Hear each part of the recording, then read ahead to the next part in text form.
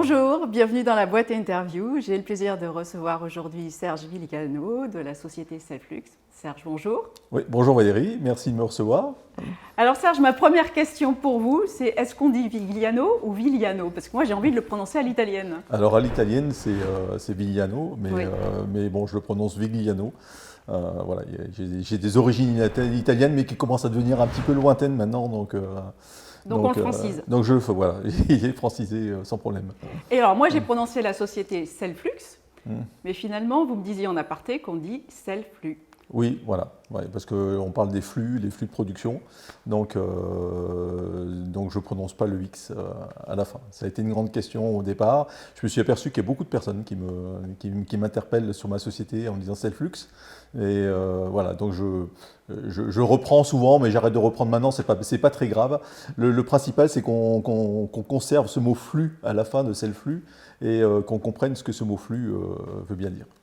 Alors d'où vient le nom Selflux finalement? Et ben voilà, de self et de flux, rien de très original, mais finalement j'ai trouvé que ça ressemblait à ce que je voulais donner du nom de ma société. Le self pouvant imager en tout cas l'esprit de l'autonomie dans l'organisation de l'entreprise et le flux pour imager simplement les flux de production, les flux dans les services, un flux de commande, un flux administratif, etc. Donc quelque part l'autonomie et l'auto-regard, ça m'est venu de selfie au départ. Donc voilà, on parle de selfie où on se prend en photo. Ben, l'idée, c'est de pouvoir prendre en photo ses propres processus, sa propre organisation et de pouvoir la regarder comme si on regardait sa propre photo que l'on avait pris. Donc la racine, et c'était plutôt l'origine, c'est selfie et c'est selflux. Et puis après derrière, il y a plein de choses que j'arrive à imaginer autour de ce nom et notamment l'autonomie que l'on veut donner dans les processus dans l'entreprise. Alors justement, vous intervenez dans l'organisation, vous êtes conseiller, consulté, vous êtes formateur, vous êtes coach, vous intervenez avec une vision à 360 degrés sur les entreprises, vous accompagnez les managers et les dirigeants d'entreprise justement dans l'organisation de leurs flux, et vous êtes au départ issu de l'aéronautique militaire. Comment êtes-vous passé de l'aéronautique militaire à l'industrie ?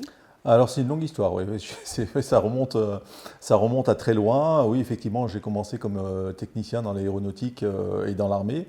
Et j'ai fait ma carrière, j'ai fait une quinzaine d'années de carrière à mes débuts là-dessus, sur le métier de technicien aéronautique. C'est un métier très épanouissant, mais qui m'a apporté un peu des valeurs. Alors il y a certaines valeurs militaires, comme l'adaptation, l'organisation, alors qui est très différent de ce qui peut se passer dans le privé, mais quelque part j'ai vu une autre moitié justement dans le privé que j'ai fait dans le privé, où j'ai pu un peu m'aiguiser au management privé qui n'a rien à voir avec le management militaire et quelque part qui correspondait plus à l'image que je me faisais du management. Voilà. Ça vous a amené la rigueur, j'imagine. Alors oui, il y a les aspects de rigueur, de savoir s'adapter, et Dieu sait s'il a fallu que je m'adapte au monde au privé. Donc c'est quelque chose d'assez, un exercice qui était très, très formateur pour moi. Et donc voilà, donc j'ai fait 15 ans d'armée dans la technique aéronautique et 15 ans plutôt dans le management et l'organisation industrielle. Je suis très tôt formé à l'organisation industrielle dans un grand groupe américain, et que j'ai pu un petit peu adapter après au sein des PME par lesquelles j'ai traversé. Enfin, j'ai traversé plein d'expériences dans le management et l'amélioration continue. Alors vous avez été tour à tour donc manager, lean manager, directeur de production. Vous avez eu différents postes. Qu'est-ce qui vous a donné envie de créer votre société, et surtout que vous l'avez créée en 2020, la meilleure année pour créer une société? Alors là, oui, quelque part, ça a été. Je l'ai créé le 1er février 2020, donc juste avant le confinement. Finalement, c'est une période. C'est une période de ma vie où il a fallu que je me positionne, savoir est-ce que je repartais dans le salariat, sur d'autres postes, sur une autre expérience, où finalement je suis arrivé un petit peu à faire une synthèse de ma vie professionnelle et à me dire voilà, j'ai appris quelques techniques.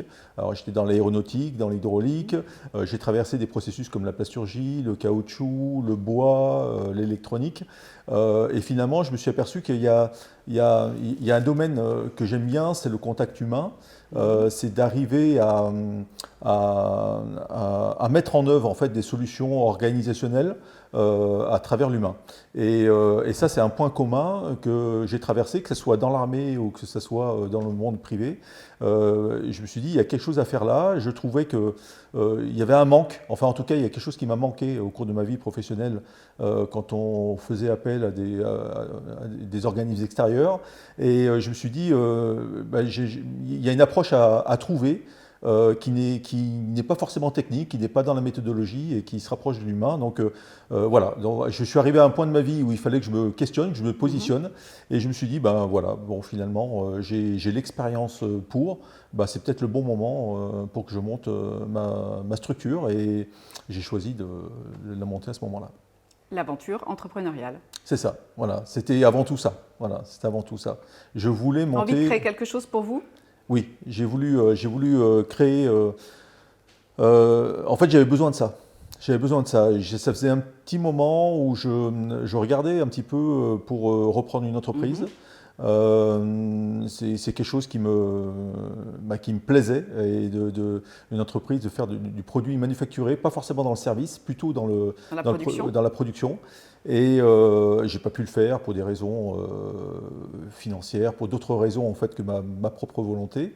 Ça a failli se faire à 2 reprises, et je ne l'ai pas fait pour ces raisons-là. Et puis pour des raisons, parce que voilà, l'opportunité ne se présentait pas, parce que quelquefois on tombe sur des opportunités, mais qui ne sont pas forcément plaisantes. Voilà. Donc en fait, ceci étant dit, je me suis dit, voilà, qu'est-ce que tu sais faire, qu'est-ce qui te plaît? Voilà, les relations humaines me plaisaient, les aspects organisationnels me plaisaient. Il y a beaucoup de travail dans ces sujets-là, et notamment au sein des PME. Je me suis dit, voilà, mets-toi au service des PME et crée ton approche auprès de ces PME-là. Donc, fort de votre expérience passée, c'est-à-dire aussi bien dans l'armée que dans les sociétés privées, finalement, vous avez décidé de créer une société de conseil. Pas seulement conseil, puisque vous accompagnez dans la formation, vous accompagnez dans le consulting, vous avez aussi une casquette de coach finalement. Quand vous arrivez dans une société, vous êtes tout de suite capable d'identifier les points de faiblesse, les manques ou les problématiques qui se posent vis-à-vis des managers ou des dirigeants. Alors il y a des choses qui se voient tout de suite. Oui, il y a des choses qui se voient tout de suite. Comme le nez au milieu de la figure ? Comme un nez au milieu de la figure, oui. Il suffit de se promener dans l'atelier, il suffit de se promener dans les services pour détecter certaines problématiques qui ne sont pas forcément... c'est pas des problèmes qui sont méconnus, mais le personnel vit avec ces problèmes, et quelquefois il y a des problèmes qui sont... où il n'y a pas de prise de conscience. Voilà. Donc j'aide à faire prendre conscience des problèmes aux gens. Hein, il y a des petites anecdotes quand on traverse les ateliers, quand on interroge les gens qui sont sur leur poste de travail. Voilà, on leur demande s'il y a des problèmes, il n'y en a pas. Et en fait, quand on creuse un peu, on s'aperçoit qu'ils vivent avec leurs problèmes. Pour eux, c'en est plus un, parce qu'ils vivent avec. Voilà. Donc en fait, en gros, quand on traverse l'atelier, il y a tout de suite... beaucoup pensent qu'on ne les voit pas. Et ça permet de mettre en lumière ces problèmes et de les synthétiser et de pouvoir les présenter et de débuter un plan d'action avec l'entreprise. Par rapport à ces problèmes que vous pouvez identifier, vous pouvez donner des exemples ? Il y a des... soit dans la logistique, oui, soit dans la chaîne d'achat, soit dans la gestion des stocks. Il y en a beaucoup. Il y a un exemple que j'aime bien, que je cite tout le temps. Je tourne... Il faudrait que je change, mais il y en a plein. Il y en a plein, mais bon, un opérateur qui est avec son petit marteau et qui déplace une pièce, on lui a demandé auparavant s'il y avait des problèmes dans son processus, il n'y en a pas, mais voilà, mais pour le coup, on voit qu'il prend toujours son marteau, qu'il tape sur une pièce pour déverrouiller ou pour décoincer une pièce mobile qui ne devrait pas être coincée. Donc, qui ne fonctionne pas. Qui ne fonctionne pas, mais bon, il fait ça depuis 10 ans et il ne se pose plus la question. Il se pose plus la question. La question s'est posée au début, mais plus maintenant. Voilà. Donc il y a des habitudes qui se prennent, il y a des changements de paradigme, et voilà, on prend des solutions à un moment donné parce qu'on n'a pas le choix et on fait comme ça, sauf qu'en attendant, le contexte il change dans la société et on ne se repose plus la question pour savoir si le problème on peut le résoudre ou pas. Voilà. Et parfois, est-ce que vous vous heurtez à aux managers ou aux dirigeants qui vous sollicitent pour des problèmes qui sont... Enfin, il pense qu'il y a des problèmes dans son entreprise, mais finalement, il ne les voit pas ou il ne veut pas les voir. Est-ce que ça vous arrive? Alors oui, heurter, je dirais pas ce mot-là parce que c'est quelque part c'est naturel, c'est-à-dire que les dirigeants, quand ils ont aussi la tête dans le guidon, et surtout au sein des PME, c'est des dirigeants de petites sociétés qui font entre 10, 30, quelquefois 40, 50 personnes maximum, donc ils sont eux-mêmes dans l'opérationnel, ils ont la double, triple, quadruple, quintuple casquette, et ils courent partout. Donc en fait, ils font appel à moi parce qu'ils ont des problématiques pour appliquer leur stratégie qu'ils ont définie, ou en tout cas, même si elle est... Leur vision? Voilà, leur vision, même si elle est définie, elle est souvent pas formalisée, et ils ont du mal à l'appliquer, et souvent ils pointent du doigt des personnes qui sont dans la société, donc il y a une prise de conscience, oui, quand je viens, bien souvent, les causes, elles sont systémiques, elles sont rarement dues à une seule cause, qu'elle soit humaine ou qu'elle soit matérielle, et en fait, oui, il y a ce réveil de conscience quand je viens, où il y a des dirigeants qui sont très clairvoyants et qui connaissent ce problème et qui font appel à moi parce que, d'un point de vue... ils ont besoin d'aide. Ils ont besoin d'aide en termes de temps, en termes de méthodologie, pour amener auprès de leurs équipes. Ils n'ont pas le temps, il faut qu'ils s'occupent du commercial, des finances. Voilà, donc il y a plein de choses à faire. Donc ils font appel à un consultant pour les aider temporairement, pour faire monter en compétence leurs équipes là-dedans. Donc eux, ils sont très conscients de la situation et ils jouent très bien le jeu. Et puis il y en a d'autres qui jouent aussi le jeu, mais qui n'ont pas conscience, en fait, un petit peu, qui sont la cause, quelque part, de certaines problématiques de l'entreprise. Voilà, parce que tout vient d'un axe... C'est-à-dire qu'ils insufflent une direction, mais finalement, ils sont eux-mêmes responsables du fait que ça ne marche pas parce qu'ils n'activent pas les bons leviers? Eh bien oui, c'est ce que j'appelle le pompier pyromane. C'est-à-dire qu'ils sont à un moment donné pompiers, comme leurs effectifs, à éteindre les feux qu'il y a dans l'organisation de la société. Et de temps en temps, ça arrive que je tombe sur un dirigeant qui est pompier pyromane et qui ne s'en aperçoit pas. Il ne s'aperçoit pas que c'est lui aussi qui allume les feux, qu'il va falloir qu'il éteigne un peu plus tard. Donc avant de changer ses équipes, c'est d'abord à lui de changer. C'est ça. Il y a un changement de perspective. C'est-à-dire qu'il y a la vision du problème, elle est bonne.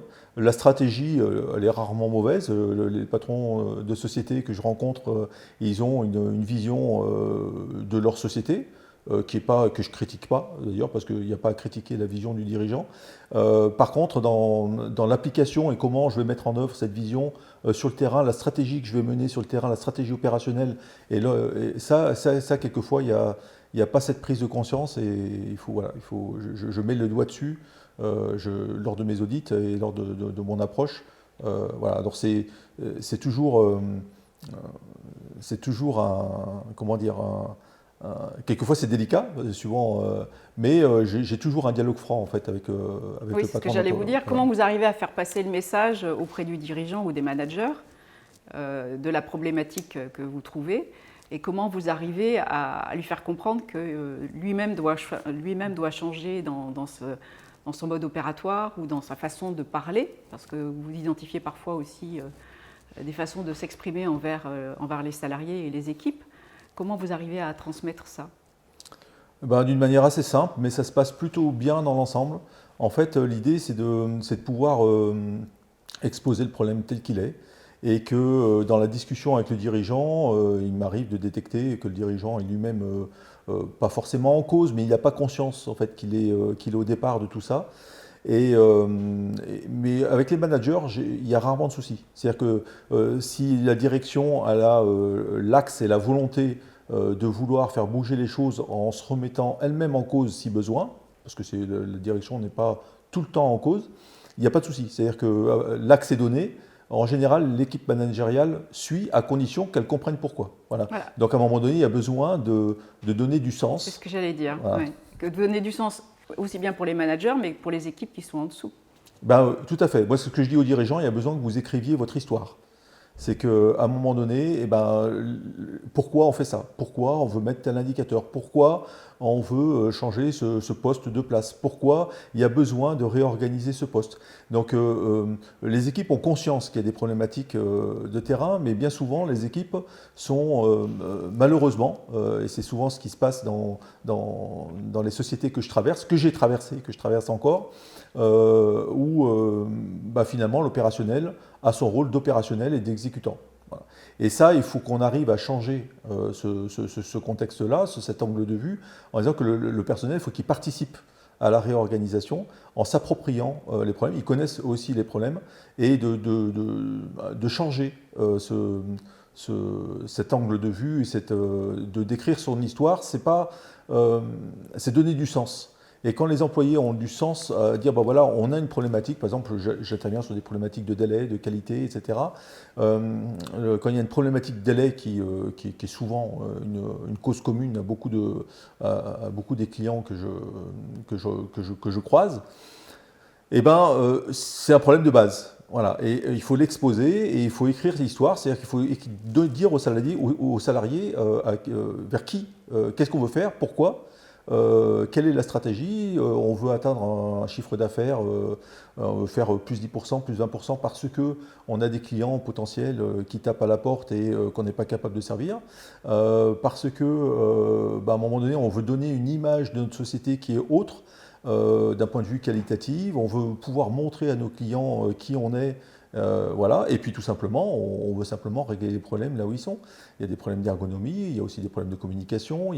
Voilà. Et ça, tout le monde en a conscience, le patron comme les employés. Et tout le monde est un peu paralysé par la situation parce que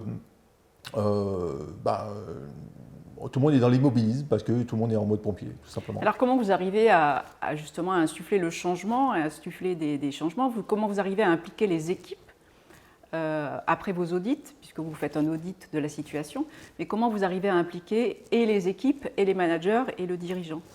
Vous fonctionnez avec de la formation, avec du coaching, de l'accompagnement, vous êtes appelé sur un temps long, vous avez une mission qui est déterminée, comment vous déterminez la longueur de la mission? Alors souvent ce sont des missions longues, oui. Pardon. Oui, tout souvent, ce sont des missions qui sont longues. Ça s'inscrit dans la durée parce que il n'y a pas d'action simple. Donc la mission, elle a besoin. C'est là où on parle d'accompagnement parce que alors ça m'arrive d'avoir des contrats comme ça où j'agis en management de transition, c'est-à-dire que je suis quelqu'un d'extérieur, mais j'intègre la société. Parce que j'ai la responsabilité décisionnelle de prendre certaines actions au sein de l'entreprise même. Voilà. Et sinon, je suis en accompagnement, ou alors je viens par période, ça peut être une journée tous les 15 jours, une journée tous les mois, de manière régulière, où on vient cadencer un petit peu les actions. Et là, le premier travail qu'il y a à faire, c'est de convaincre les gens. Et mais la conviction, elle est déjà, parce que quand un patron fait appel à moi, en fait, il a un souci lui-même et ce souci, il l'a déjà partagé en interne. Donc, quand j'arrive, le problème, tout le monde le connaît et tout le monde est assez volontaire pour résoudre cette problématique qui aura été définie. Mais tout ça, ce n'est pas remis dans le contexte de l'histoire. Donc, je réécris l'histoire au dirigeant et le dirigeant raconte son histoire finalement à ses employés. Voilà. Et il dit où il sait qu'il veut aller. Et moi, je viens en action dans un premier temps déjà au niveau du management, et je viens aider les acteurs managériaux du terrain en allant directement voir aussi les acteurs opérationnels pour résoudre tel ou tel problème. Dans votre carrière, vous avez travaillé comme dans le Lean Management. Est-ce que vous pourriez expliquer ce qu'est le Lean Management et en quoi votre vision diffère un petit peu du Lean Management justement? Alors j'aime pas ce terme déjà, oui, donc ça diffère dans ce premier point. Donc c'est le premier point pour lequel je me sépare. J'aime pas le terme lean. Alors déjà parce que la traduction de lean c'est maigrir. Maigrir impose certaines contraintes et j'aime pas attaquer un sujet déjà sous la forme de la contrainte. D'accord. Donc forcément il y a des contraintes dans une société, mais c'est pas comme ça qu'on attaque une résolution de problème. Donc j'aime pas déjà le terme. Et après, le lean, on l'a mis à toutes les sauces. Il y a beaucoup d'outils dans le Lean que je ne vais pas développer tout de suite, ça serait même peut-être un peu long, mais en fait, finalement, les outils du Lean deviennent des objectifs. Et on comprend le Lean que par les objectifs de ces outils. Et je trouve que c'est aberrant de prendre les choses de cette manière-là. Non, il y a une problématique de terrain et c'est cette problématique qu'il faut résoudre. Mais le Lean est issu de l'industrie automobile Toyota. Bah, oui. Historiquement, ça vient de Toyota. Et n'est pas transposable forcément à toutes les industries. Alors il n'y a pas un problème de transposition, il est transposable. Par contre, c'est la manière dont on le transpose qui me pose problème. Voilà. Alors déjà dans l'esprit japonais, Toyota, c'est pas le même esprit que notre esprit français ou occidental. Mais effectivement, entre les anglo-saxons déjà et l'approche française, c'est deux approches qui sont différentes parce qu'on n'a pas les mêmes cultures, on n'a pas la même approche du problème. Donc ça pose un souci parce qu'on se dit que ce sont les outils qui vont résoudre un problème. Voilà. Et donc ça, le Lean, j'aime pas l'employer parce que finalement tout tourne autour du Lean. Et on ne parle plus des problèmes, on parle du Lean. Et comme si le Lean allait être la solution et le Graal pour tout résoudre. Alors certes, ce sont des outils, comme on a des outils qualité, comme on a des outils pour travailler, qui vont aider à faire le travail, mais en soi, ce n'est pas l'outil en lui-même qui va régler le problème, l'outil va juste aider à régler le problème. Derrière les outils, il y a des hommes. Et derrière les outils, il y a des hommes. Tout à fait. Ce sont les hommes qui vont s'y employer. Donc si l'homme n'a pas compris l'outil, c'est l'aspect formation où on explique l'outil à l'homme.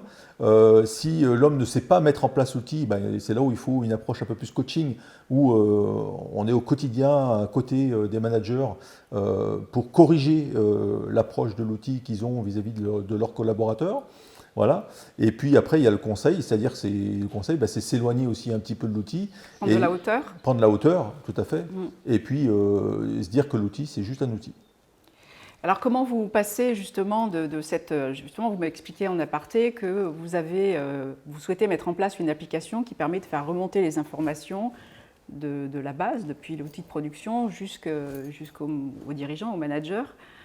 Comment vous souhaitez mettre en place cette application ? Alors oui, c'est une application, mais c'est une application en fait où je souhaite auditer de cette manière-là, de telle manière à que juste suite à l'audit, qu'il y ait un plan d'action qui puisse être initié par l'entreprise sans forcément qu'il y ait besoin du consultant. C'est un retour à chaud de l'audit et où en fait c'est un livrable.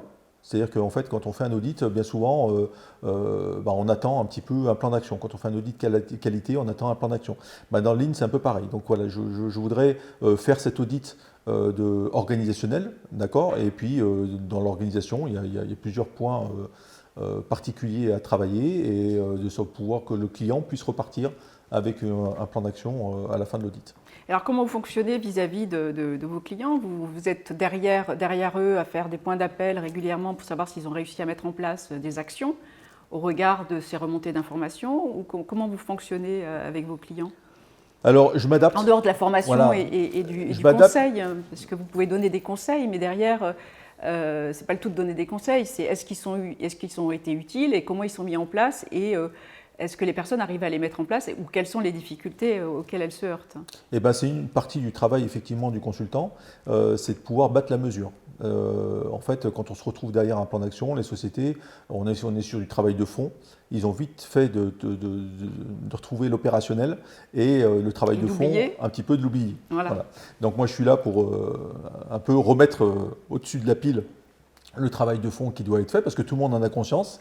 Tout le monde a conscience que l'histoire de la société s'écrira demain, elle était ce qu'elle était avant, elle a très bien fonctionné. Donc, c'est ce que je rappelle aussi à tout le monde, c'est que malgré tout, les sociétés fonctionnent. Les sociétés fonctionnent, donc il n'y a pas, on est juste sur du réglage et essayer d'améliorer un petit peu le travail et puis la performance bien sûr de la société parce que quand on arrive dans l'industrie, il y a une attente de performance à avoir et que la performance, ça passe par l'humain. Et donc, oui, il y a besoin de battre cette mesure et voilà. Donc, ça fonctionne par des rendez-vous réguliers dans l'entreprise, mais entre chaque rendez-vous, bien sûr, il y a un travail, ce que j'appelle en back-office, hein, où je travaille chez moi pour... j'essaye, c'est un peu cette vision que j'ai du conseil, où je me dis il faut un peu mouiller la chemise, il ne faut pas juste être rapporteur de plan d'action et être yak à faucon. C'est-à-dire qu'à un moment donné, ben, il faut un peu mouiller la chemise, mettre la main à la pâte, et aider dans les analyses, dans les prises de décision, dans les actions et affiner. Et pour ça, il y a besoin de rendez-vous aussi téléphoniques entre chaque.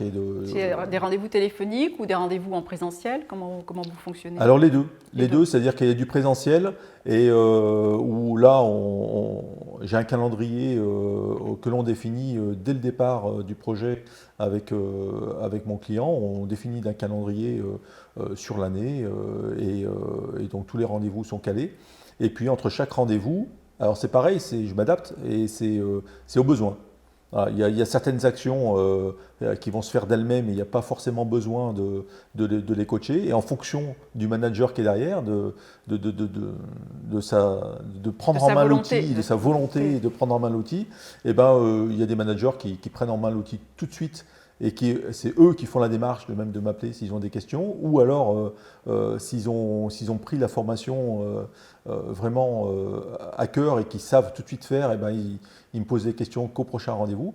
Et puis il y a des sociétés, et ben, il y a besoin d'avoir des petits rendez-vous téléphoniques entre chaque pour voir un petit peu comment ça se passe, l'avancement, les problématiques. Et des rappels aussi, dire petit coup de pied au...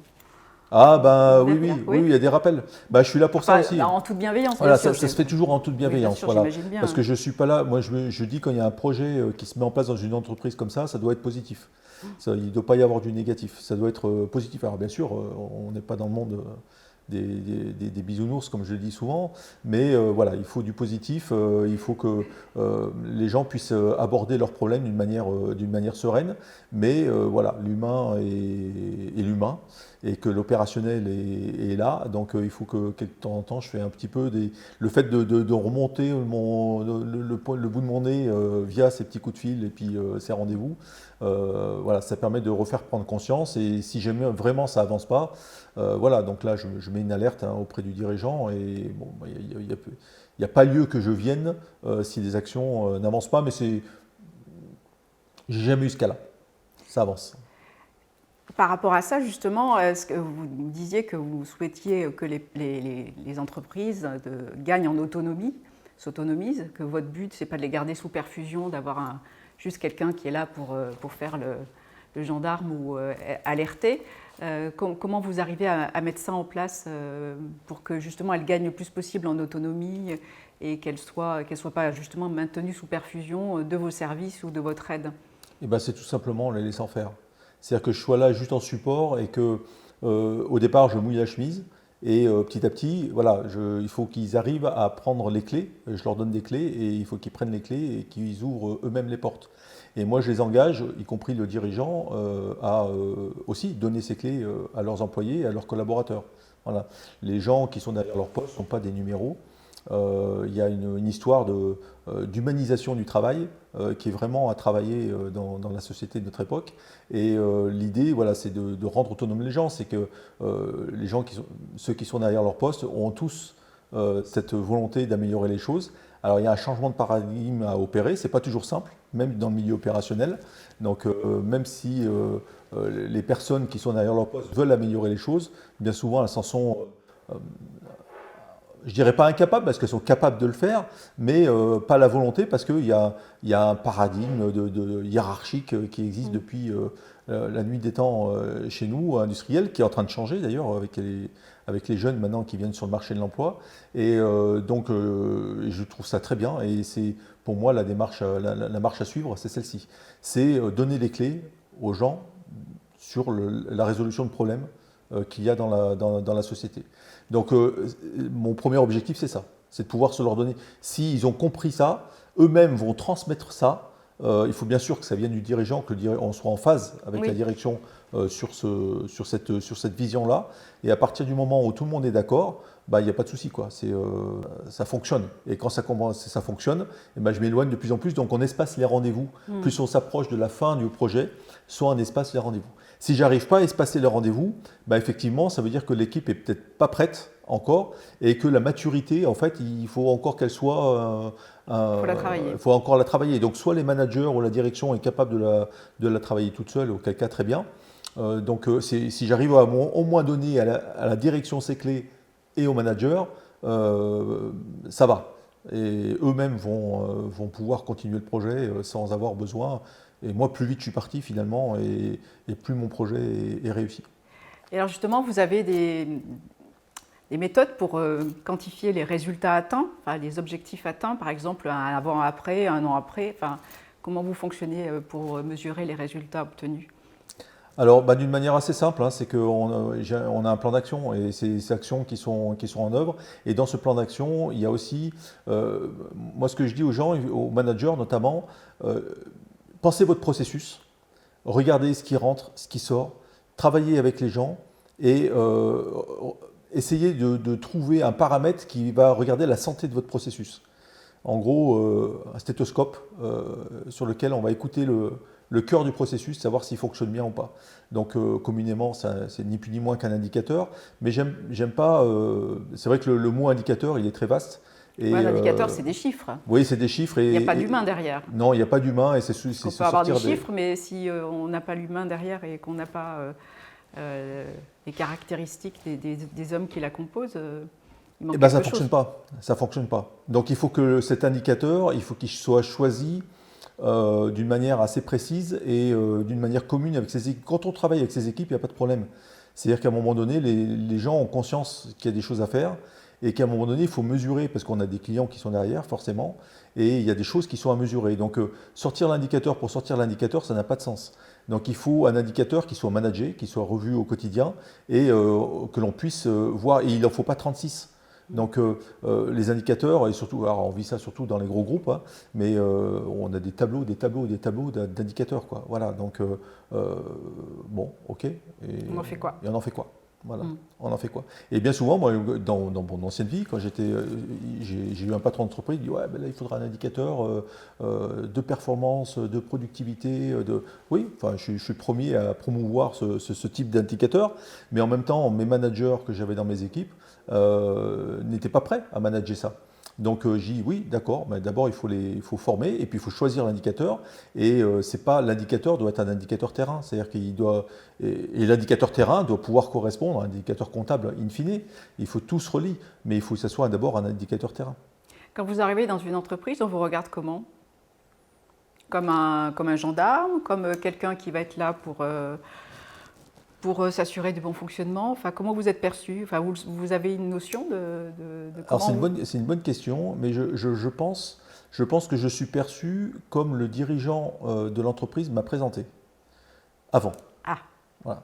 Donc en fait, si le dirigeant m'a présenté en disant voilà, on a un problème dans notre société, je suis appelé un consultant parce qu'il faut les résoudre, voilà, les gens vont me regarder un petit peu de loin, d'accord? En gros, c'est lui le Messie.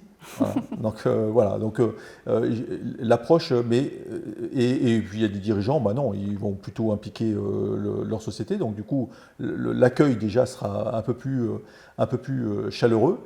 Et il y a des dirigeants qui sont aussi un peu perdus. Et puis ils se disent oui, mais ok, il vient, mais ça va faire quoi?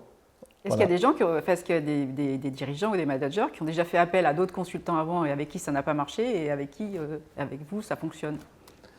Alors, vous avez déjà rencontré ce cas? Oui, ça arrive, bien sûr, ça arrive, mais je pense que ça peut arriver avec d'autres vis-à-vis de moi aussi, peut-être.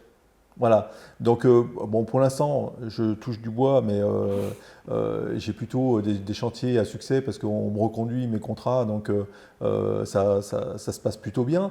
Mais cela dit, je reste humble vis-à-vis de ça parce que ça peut aussi très bien m'arriver. Je peux très bien tomber dans un contexte où ça se passe pas très bien et le projet n'avance pas. Et ça peut arriver à tout consultant. Donc, le principe de ça, c'est de savoir pourquoi ça n'a pas marché. Et bien souvent, quand ça ne marche pas, c'est l'approche. C'est un problème d'approche, ce n'est pas un problème d'outils. Les outils que j'utilise, c'est des outils classiques qui sont brevetés, connus, qui marchent dans plein d'entreprises. Donc, il n'y a pas de souci de ce côté-là. Par contre, l'approche qu'on a de ces outils est importante. Prenez un marteau, si vous le tapez pour enfoncer un clou, ça va. Vous prenez un tournevis, vous le tapez pour enfoncer un clou, bah, vous allez peut-être y arriver, mais ce n'est pas l'outil qui est adapté. Donc en fait, en gros, voilà, l'important, ce n'est pas l'outil en lui-même. C'est qu'est-ce qu'on va en faire. C'est les intentions. Est-ce qu'il vous arrive de refuser de travailler avec certaines entreprises parce que vous avez l'impression que soit la tâche est trop compliquée, soit parce que vous identifiez d'emblée des problèmes auxquels vous allez être confrontés, qui vous seront plus ardus à aborder? Alors là-dessus, je suis un peu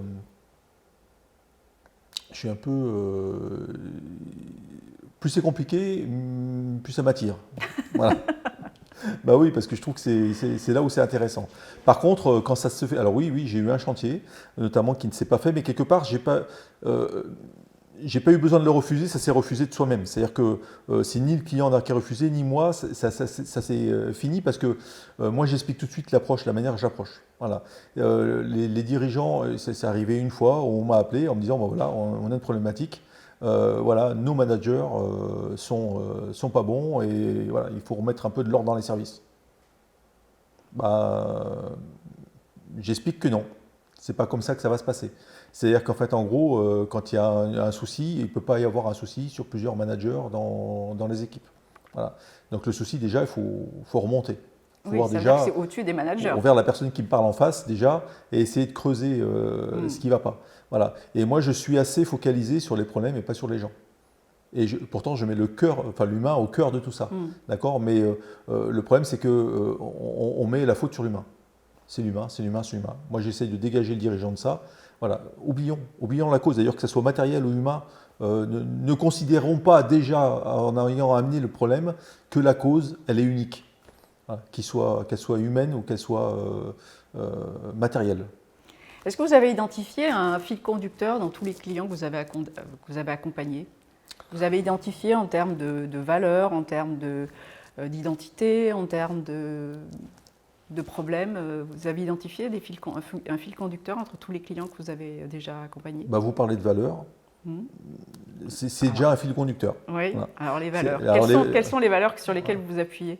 Voilà, moi j'ai des valeurs d'intégrité, j'ai des valeurs d'honnêteté, c'est beaucoup de valeurs humaines en fait. Oui. Donc il y a beaucoup de valeurs humaines autour de ça. Et je pense que quand on parle vrai aux gens, en fait il n'y a rien à cacher, quoi. Il ne faut pas que ça soit ni de la manipulation, que ça soit. Enfin, on a une problématique, on l'expose, et quand on se focalise sur ce problème, finalement il n'y a pas de souci. Il n'y a pas de souci envers personne. Et ces valeurs-là, en fait, mais c'est marrant parce que en général, avec les clients, ça se passe, mis à part le cas que j'ai cité juste avant, en général, ça se passe bien parce que il y a de la bienveillance en fait chez mes clients. Il y a souvent un bon fond qui ne mettent pas forcément en application, mais il y a souvent un bon fond. Voilà, donc il y a quelque chose de rassurant dans ce qui est en train de se passer. Parfois, ils sont inconsciemment incompétents. Le but, c'est de les amener à être consciemment incompétents et puis après de passer à consciemment compétents. C'est ça, oui, parce qu'ils ont conscience qu'il y a quelque chose à faire, qu'il faut travailler avec les hommes.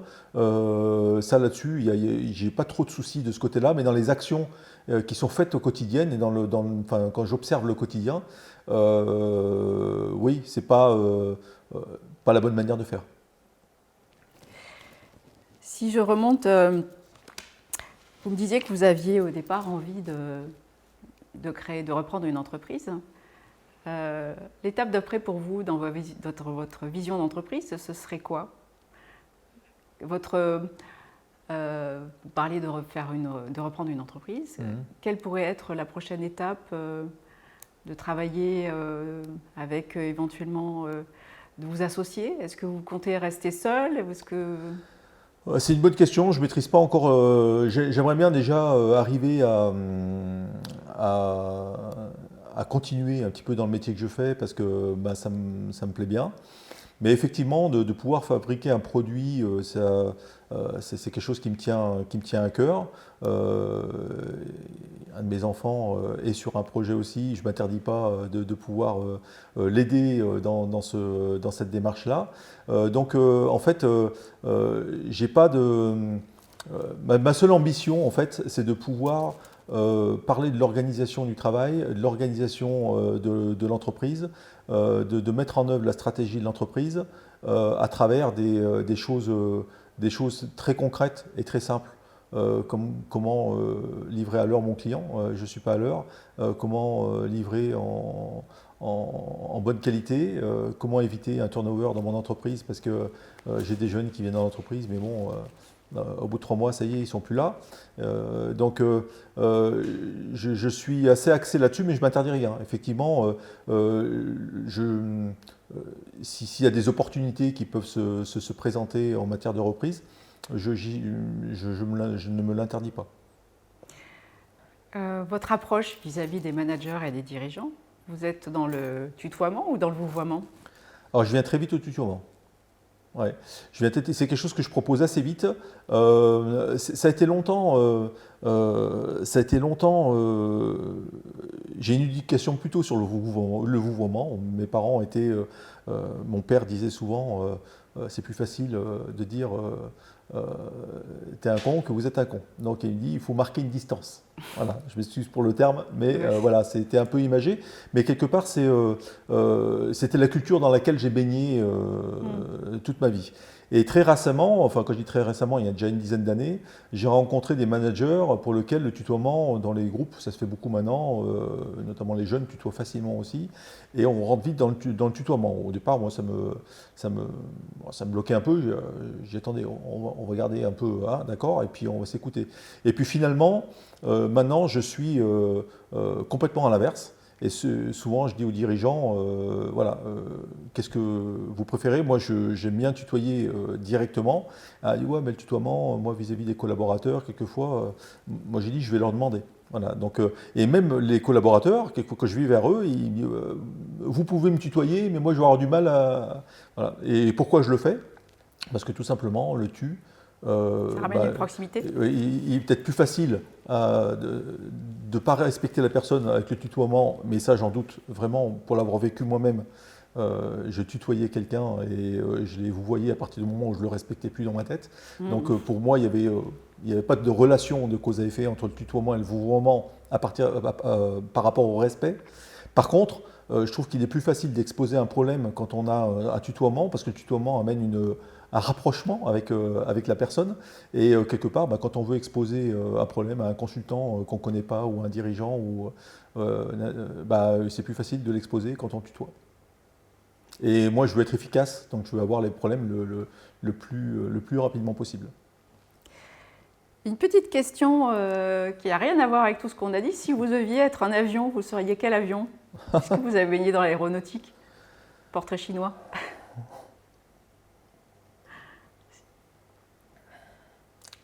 Alors j'aime bien les avions de chasse, je serais tenté de dire un avion de chasse. Oui, mais il y en a plein des avions de chasse. Il y en a plein. Oh, il y en a un que j'affectionne tout particulièrement, c'est le Rafale. Ah. Donc forcément, parce qu'il est maniable et parce qu'il va vite, mais c'est pas forcément non plus parce qu'aller vite, c'est pas forcément mieux d'aller vite. D'accord, il ne faut pas confondre vitesse et précipitation. Et donc voilà, et toujours, on n'a pas besoin d'être le plus bel avion du monde pour pouvoir fonctionner. Ce qui est important, c'est la fiabilité. C'est la fiabilité et la longévité. Donc peut-être le planeur. Ah, vous en faites? Non, pas du tout, non. Bon. Alors à essayer. À essayer, oui. Quels ont été vos plus grands succès en termes professionnels, que ce soit dans l'industrie ou là en tant que consultant? Mon plus beau succès... votre plus grande fierté? Alors je vais rester très terre à terre. Au mois de janvier dernier, j'ai reçu une boîte de chocolat de mon client. En général, c'est moi tous les ans, c'est moi qui fais la tournée des clients et qui offre ce genre de choses. Et là, c'est un de mes clients, j'ai reçu, le facteur tape à ma porte un samedi matin, une boîte de chocolat. Ils vous connaissaient bien parce que je crois que vous êtes un amateur de chocolat. Oui, je pense, oui. Je pense qu'ils me connaissaient bien. C'était du chocolat noir? C'était du chocolat noir. À 75%? Il y en avait un peu plusieurs sortes. Mais en tout cas, c'était très bon, je me suis régalé. Et ça m'a beaucoup ému parce que finalement, je me dis, le plus gros succès, c'est ça. C'est de se dire, voilà, quand on a un client qui est content, et c'est ça, au-delà du degré de performance, on parle de la performance en termes d'indicateurs, mais de toute façon, l'indicateur, il bouge de lui-même, il n'y a pas de souci. Donc la performance, ça va être là à partir du moment où on a la bonne approche. Et pour moi, c'est là l'important de mon métier. Est-ce que vous voudriez rajouter quelque chose, Serge? Est-ce qu'on a oublié un aspect de votre métier que vous souhaiteriez mettre en avant? Non, en fait, Y a-t-il une question que je ne vous ai pas posée, que vous n'aimeriez pas que je vous pose? Ah, oui, il y en a plein. Il y en a plein. Il y en a plein, mais non, en fait, c'est ce que j'essaye de mettre en valeur. En fait, je me suis longtemps posé la question pour faire ce métier de consultant.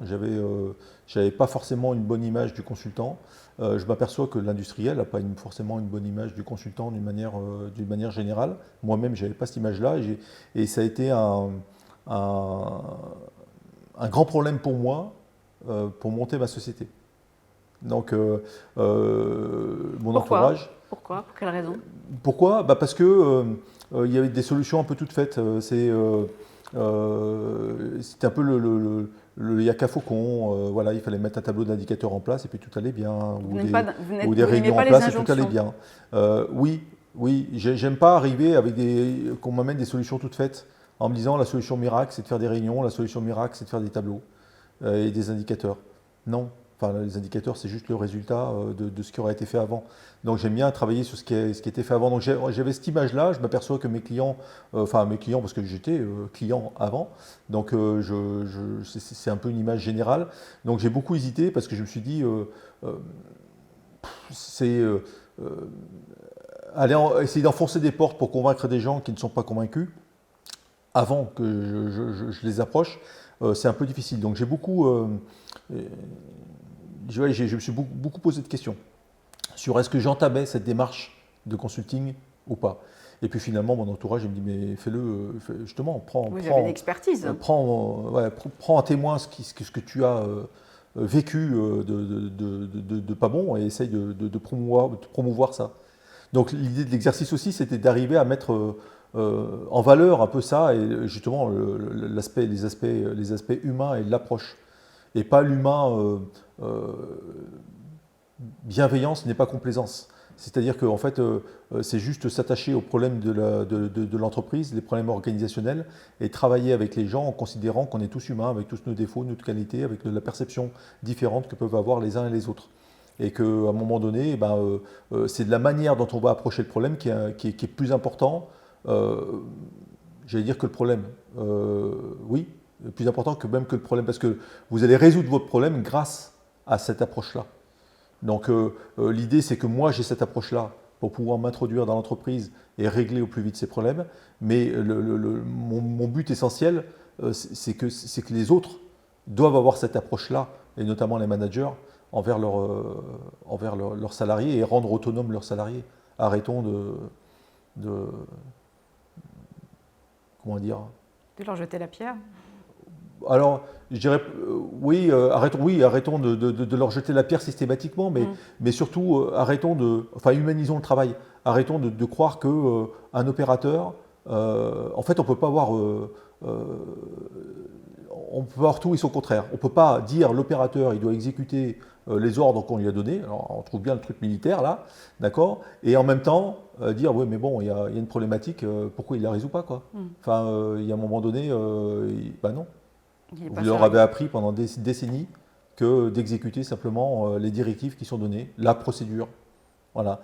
Donc j'essaye de sortir les clients de ces procédures-là en disant non, laissez vos gens agir. Laissez-les, c'est pas des. Voilà. Et c'est dur parce que c'est de la faute à la fois des dirigeants parce qu'il y a cette culture-là dans nos sociétés, mais également des gens qui sont sur leur poste de travail parce qu'ils n'ont pas l'habitude. Voilà, eux, ils sont payés à exécuter un ordre. Et quand on leur dit réfléchissez, non, je ne suis pas payé, c'est à vous de réfléchir. C'est à vous de réfléchir, vous êtes payé pour ça. Quand j'entends ça, ça me désole, mais ça me désole pour les uns et pour les autres parce que c'est bon ni pour un ni pour l'autre, quoi. Si je vous dis on ne crée pas un produit ou un service par hasard, on le crée parce que ça répond d'abord à son propre besoin. Est-ce que ça vous parle? Oui, c'est un peu ça. Je pense que oui. Vous avez créé donc votre entreprise ma société, parce que ça répondait à un besoin de vous nourrir aussi. Oui, ça répond à un besoin personnel. Voilà. Des choses que je n'ai pas trouvées au sein de mes expériences passées, que j'ai essayé d'introduire, des fois qui ont été comprises, des fois moins bien comprises.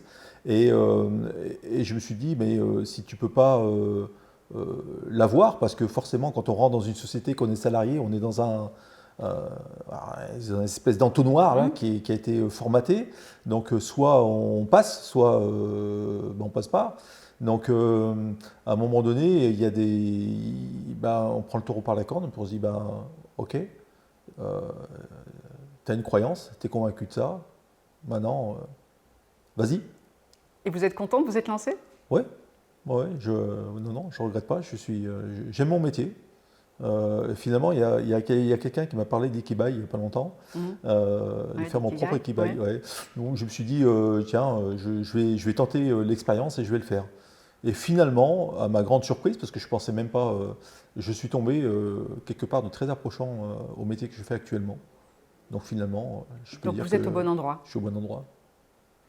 Serge, je vous remercie infiniment. Merci Valérie, en tout cas, c'était très sympathique. Merci pour cet entretien. Ouais. Je vous souhaite bon vent. On vous retrouve sur votre site internet, donc je vais vous laisser donner l'adresse. Oui, c'est www.selflu.fr, alors Selflu avec deux F et un X. Voilà, donc .fr et voilà, je tâcherai de voir un petit peu comment je peux mettre un peu ces vidéos pour qu'elles soient disponibles. Voilà, mes coordonnées de toute façon sont sur le site, donc il n'y a pas de souci. Un grand merci. Voilà. Merci d'avoir accepté mon invitation. Merci à vous Valérie. Merci. Au revoir. Au revoir.